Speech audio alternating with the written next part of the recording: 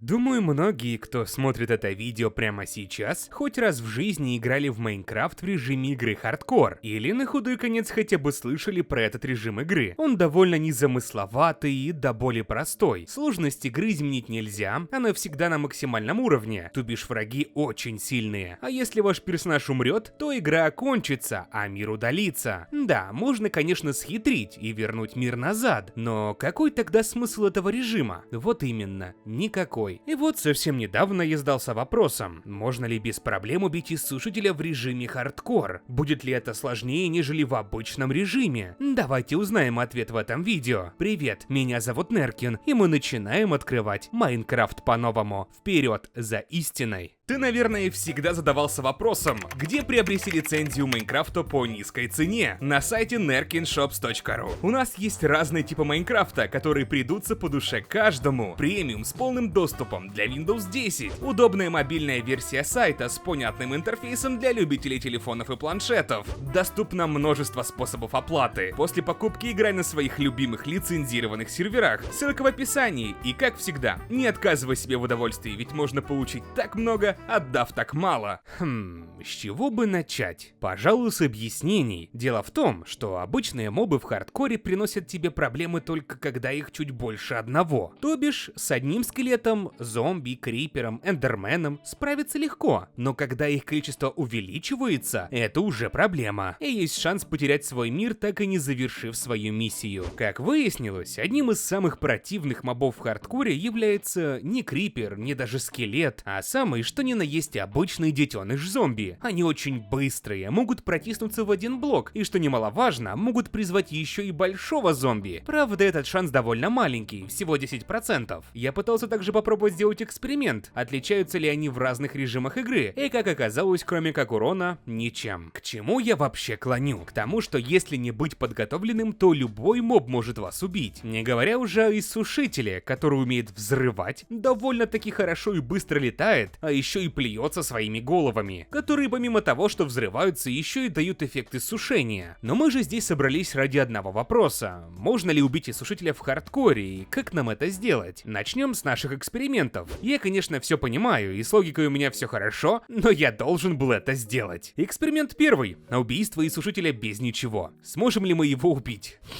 Какой сложный вопрос. Если мы будем стоять возле него, когда он будет генерировать свое здоровье, то сразу же вместе со взрывом улетим в небытие. А если убежать, то убить его тоже нереально. Прям каждую из попыток демонстрировать мне не сильно хочется, да и заняло бы это точно больше дня. Поэтому я пропущу и сразу перейду к эксперименту номер 2. В нашем арсенале будет полноценный алмазный сет брони, алмазный меч, а также лук и стрелы. Зачаровывать их мы не будем. Эта попытка была более успешна, чем первая. По крайней мере, мы умерли не так быстро. Уже имея при себе лук и стрелы, нам становится легче, ведь мы можем попасть по иссушителю, когда он в воздухе, но все равно, когда он подлетает к нам, то сразу же повисает над нами и забрасывает своими взрывными головами, поэтому попытка неудачная. Я более чем уверен, что вы задаетесь вопросом: Неркин, а почему ты не хочешь заспавнить его в Нижнем мире, прокопав длинный тоннель? Так его точно можно будет убить. Отвечу на этот вопрос. Я сделал это, только не в Нижнем мире, а в Верхнем, и сделал то же самое, прокопал длинный тоннель. Почему я не сделал это в Нижнем мире? Дело в том, что каждый блок в Майнкрафте имеет свою взрывоустойчивость. И вот взрывоустойчивость адского камня очень низкая, всего 2 единицы, в то время как у обычного камня она равна 30 единицам. Сам же иссушитель при спавне создает взрыв, который равен 7 единицам. На минуточку, это самый большой одиночный взрыв в Майнкрафте. К слову, в Bedrock версии Майнкрафта взрыв иссушителя равен 8 единицам. Не знаю, с чем это связано. Так вот, если заспавнить иссушителя в Нижнем мире и в Верхнем, то когда он заспавнится, дыра от взрыва будет существенно отличаться друг от друга. В Незере она будет просто гигантской по сравнению с той, что в Верхнем мире. Таким образом, когда иссушитель вас заметит и будет ломать блоки на своем пути, дабы добраться до вас, в Верхнем мире он будет делать это намного дольше, нежели в Нижнем мире. Но можно и там, просто придется сделать прям действительно длинный тоннель. Так вот, мой эксперимент номер 3. Убийство иссушителя в тоннеле. Признаюсь честно, эта задача вполне реальная, ведь иссушителю довольно трудно по вам попасть. попасть, особенно когда пространство 1 на 2 блока. Таким образом, бой будет просто очень длинным и не настолько хардкорным. Выбегаешь, стреляешь и прячешься. Все довольно легко, но есть одно но. Если все же иссушитель попадет своей головой по вам, то смерть неименуемая. На вас накладывается эффект иссушения 2-го уровня на 40 секунд, а дальше все.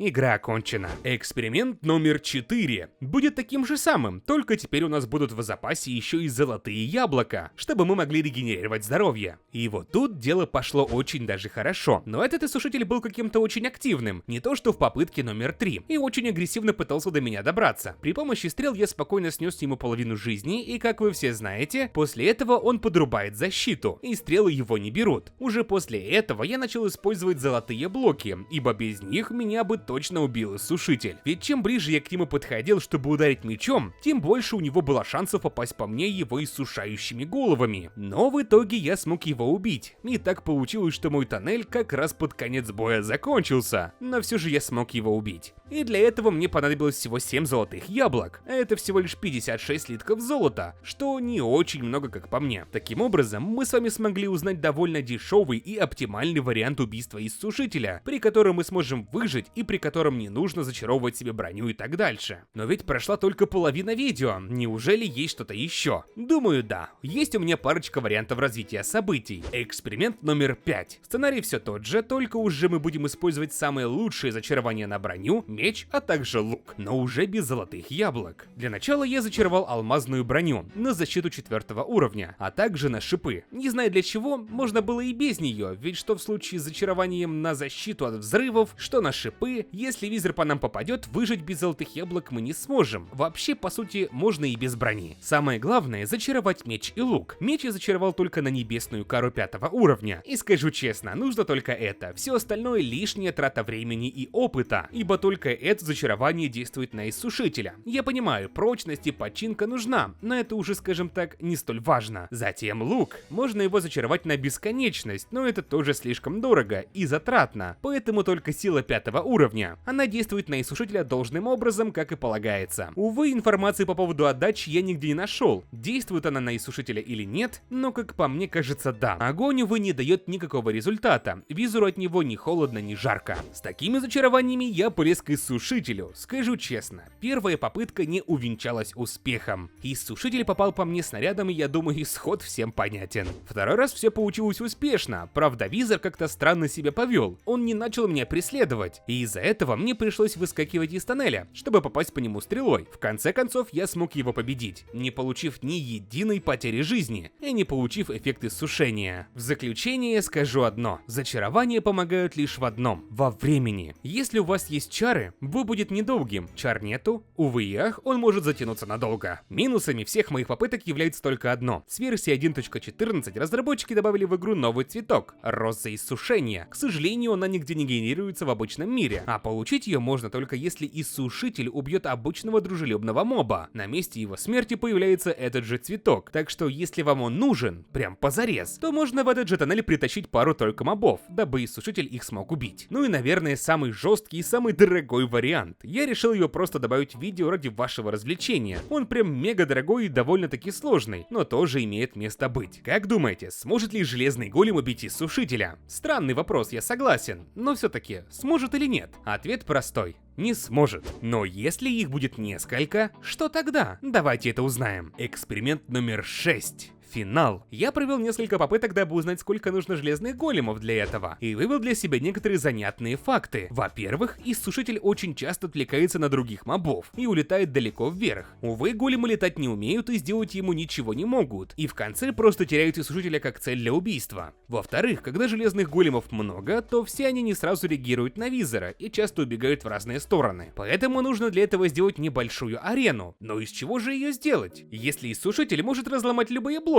а те, которые он не может, достать их без творческого режима уже мы не сможем. Нужно опять возвращаться к взрывоустойчивости блоков. К слову, вот те самые неразрушаемые блоки в Майнкрафте. Их устойчивость равна 18 миллионам единиц. Пока что их всего 8 штук. Раньше их было еще меньше, сейчас же их побольше. И раньше самым устойчивым блоком был барьер. Его устойчивость была 18 миллионов 1. Сейчас же это изменили. Но уже под ними расположились наковальня, стол зачарования и обсидиан. обсидиан с устойчивостью в 6000 единиц. Это самые устойчивые блоки, которые мы можем получить в режиме выживания. Стол зачарования сразу же отметаем, так как он дорогой, поэтому я решил построить комнатушку из наковален и обсидиана. Стены будут с наковален, чтобы в комнате был свет, а пол и потолок с обсидиана. Но не думайте, что иссушитель не сможет их сломать. Сможет, только для этого ему потребуется немного времени. Можно создать комнату 10 на 10 на 3 блока. В ней будет достаточно места для создания иссушителя и големов, а также не позволит иссушителю взлететь вверх. Ну и нам потребуется примерно 10 големов, чтобы они сделали всю работу за вас. Они убьют его очень быстро. Способ, конечно, очень странный, скажем так, ненужный, но чисто ради веселья, почему бы и нет. Зато мы поняли, что на иссушителя можно идти чуть ли не с каменным мечом, луком и стаком стрел. Главное выкопать яму поглубже и тоннель подлиннее. Вот таким выдался этот эксперимент. Где-то веселый, где-то глупый, а где-то даже познавательный. С вас лайк. Надеюсь, вам понравилось, и вы также подписались и нажали на колокольчик, чтобы не пропускать выход следующих роликов. Можете вступить в наш паблик во ВКонтакте и подписаться на мой инстаграм, а также добавить меня в друзья. С вами был я, Неркин, и помните, что мы открываем Майнкрафт по-новому. Еще услышимся.